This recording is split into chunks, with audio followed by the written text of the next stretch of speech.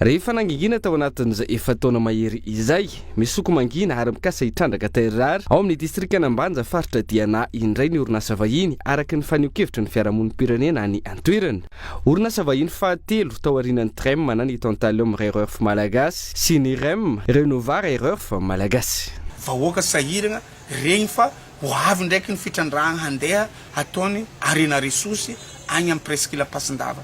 Nangan dindinika ambany tafitrano dindinika amin'ny fianakaviana mba hafagna ino ny tokony atao handraisan'ny daolobe anjara mba hanohitry ny Fitrandrahana tsy tokony atao. Naro zegny raha nampanantenegny vahoaka.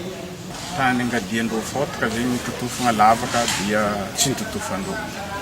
Volagnindreo koa fa amiagna vola zegny anareo. Misy raha zegny omiagna anareo. Sy nitanterahin-dreo zegny raha zegny. Ary mbola misy menace koa zegny nataondreo. Café, la vanille, cacao, poivre vert, isan'ny voly ahafantarana ny distrikta Ambanja. Olona manetsy nisa-taona no misitraka tombotsoa mivantana sy ankolaka amin'ireo voly fanondrana ireo ao amin'ity distrikta ity. Raha mbola anatin'ny fahasahiranana vokatry ny tsy fahitana mangirana eo amin'ny sehatry ny la vanille araka izany ny mpamboly, izao miampy izao indray ny aiasy ny tebiteby manoloana ny fisiana orinasa vahiny hitrandraka ny terre.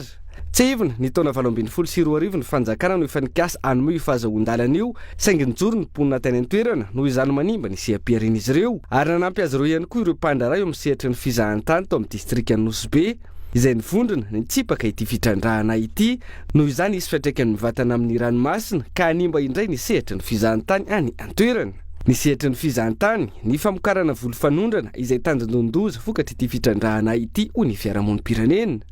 Hatramin'ny androany tsy mbola nisy fiaonana tamin'ireo vahoaka momba ity Fitrandrahana ity raha ny fanazavana ary tsy hahianompo eo ihany koa ireo tompon'andraikitrisana ambaratongany manoloana ireo teratany vahiny manao fikarohana ao amin'ny peninsule Pasindava amin'izao fotoana izao.